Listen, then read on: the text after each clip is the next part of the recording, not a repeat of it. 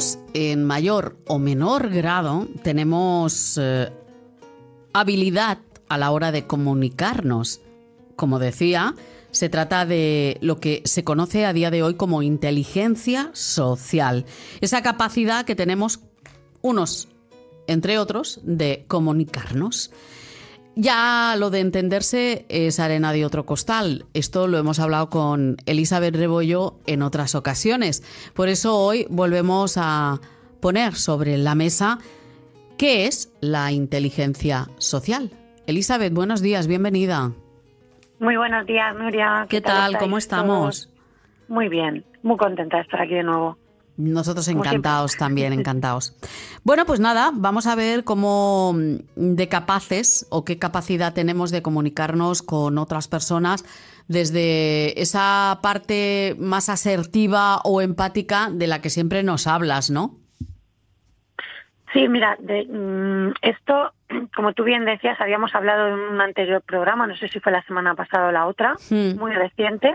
Habíamos hablado de una una comunicación eficaz, ¿sí? De unos pasos para llevar una comunicación eficaz, que es básicamente la estructura que usamos también en una conversación de coaching, que no es una conversación de café, de estar hablando de 1000 cosas, sino es una conversación estructurada para llegar a un entendimiento primeramente, ¿no? Luego ya se cuadran objetivos. Entonces, usando esto, claro, no es toda la herramienta que se necesita. Como tú bien dices, pues el tema de la inteligencia social es muy importante porque, como comentabas, son una serie de capacidades que se pueden, hay gente que nace ya con ellas, evidentemente. Es verdad, hay gente que tiene un don con el tema de la comunicación, pero no todo el mundo lo tiene.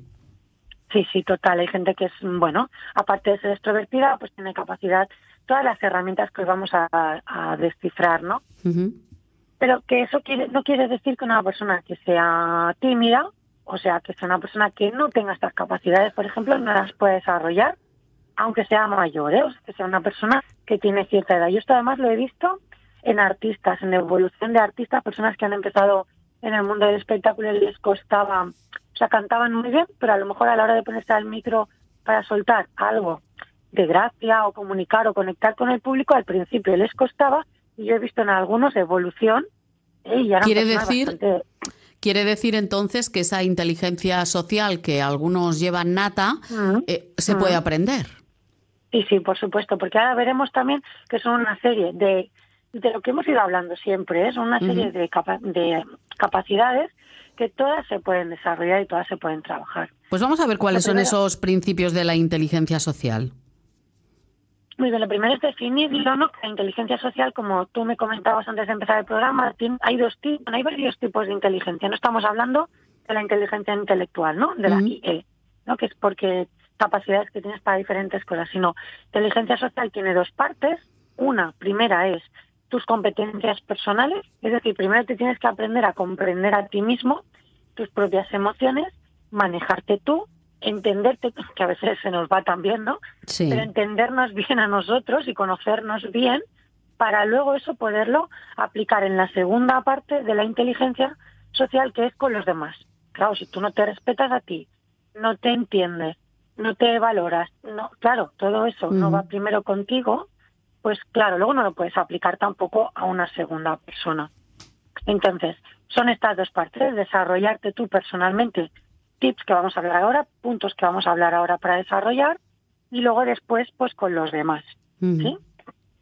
Entonces, por ejemplo, que lo enfocábamos un poquito, luego lo acabaremos enfocando a nivel laboral, si ya le ponemos este prisma del nivel laboral, por ejemplo, pues como yo, por ejemplo, el primero sería la autoestima. Esto es muy importante.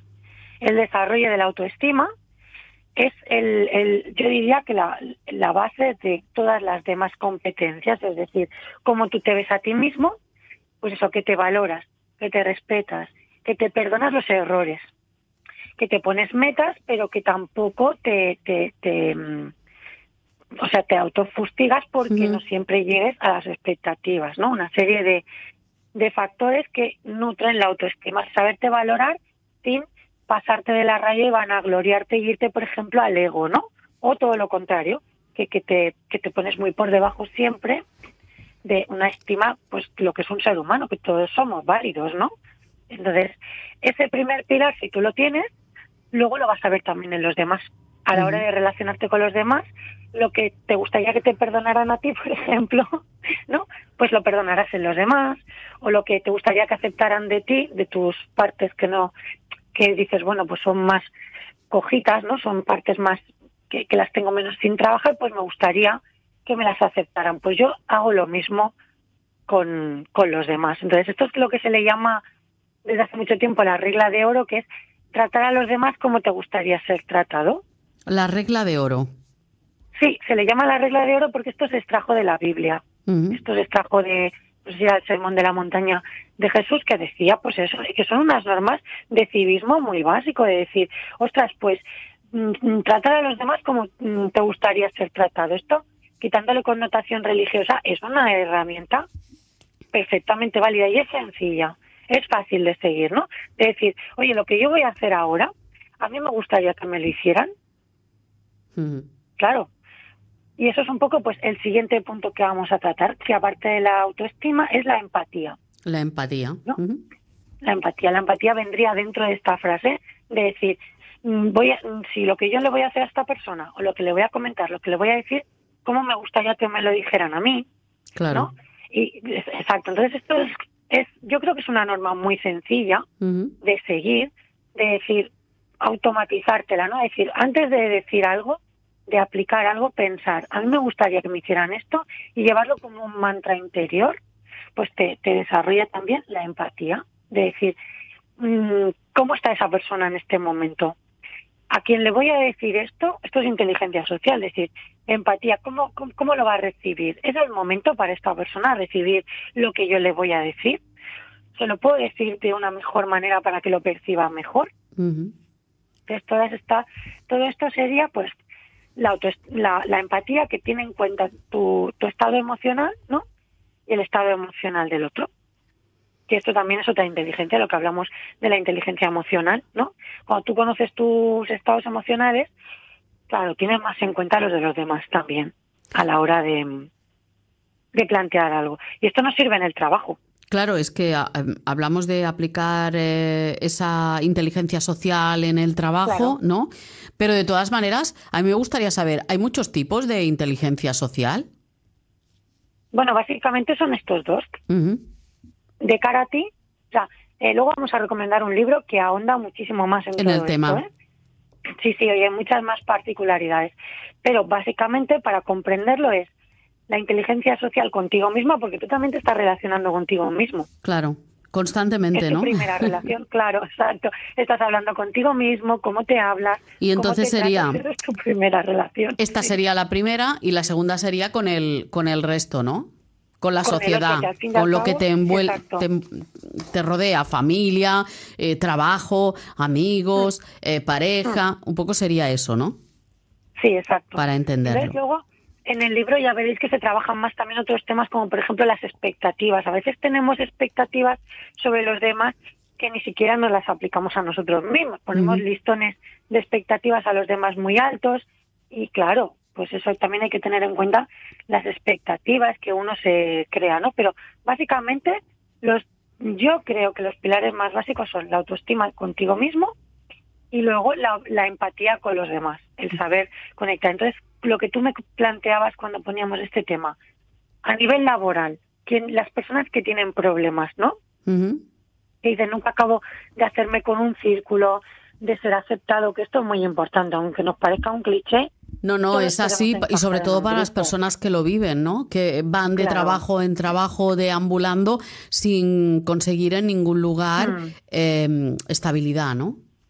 Sí, pues lo que decía, como aparte vamos a recomendar el libro y quien quiera podrá profundizar más, yo en este espacio me gustaría es eso, calibrar estos dos aspectos, la autoestima y la empatía, porque si tú no tienes la autoestima bien calibrada, cuando te acercas a un círculo social, ya sea en el trabajo o un grupo de amigos, si no lo tienes más o menos en su punto, o te vas a hacer de menos y los demás te van a consumir terreno y no te van a dar la importancia que tú tienes que tener como los demás, porque tú mismo ya no te la das. ¿sí? Y luego nos encontramos el personaje contrario, las personas que se presentan ante un grupo con un ego muy elevado, como apisonando, ¿no? Como queriendo ser siempre pues el centro de atención, llevar, que sí que está bien, ¿no? Porque siempre los grupos tienen que llevar un líder y esto se ve, ¿no? Está marcado.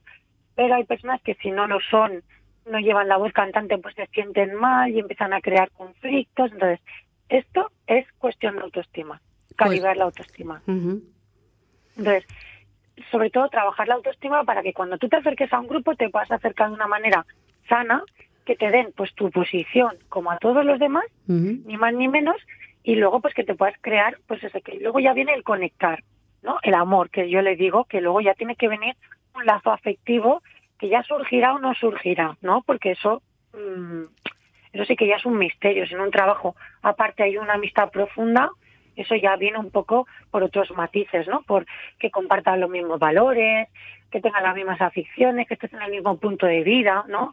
A lo mejor se hacen más amigas dos mamás o dos mamás solteras, esto es como todo, ¿no? Pero que por lo menos puedas estar dentro del grupo de una manera saludable, la autoestima. Es importante, bien entonces. Calibrada. Sí. Y luego la empatía, claro. Si tú tienes muy buena autoestima está bien, pero claro, la empatía es importante para que también tú conectes con las emociones de los demás y sepas cuando tienes que dar una noticia, cuando tienes que dar un paso con esa persona, cuando le va a sentar mal. Esto es fácil. Luego ya cuando tú lo tienes calibrado, ya cuando ves a una persona ya la ves, ¿no? Dices, hoy no tiene un buen día. Hoy no se lo voy a decir, ¿no? Esto en pareja pasa ya mucho, conoces tanto al otro, ¿no? Que dices, hoy no se lo digo porque hoy seguro que me va a decir que no. Estas cosas así, ¿no? Es hoy verdad, es verdad. Con los hijos igual, ¿no?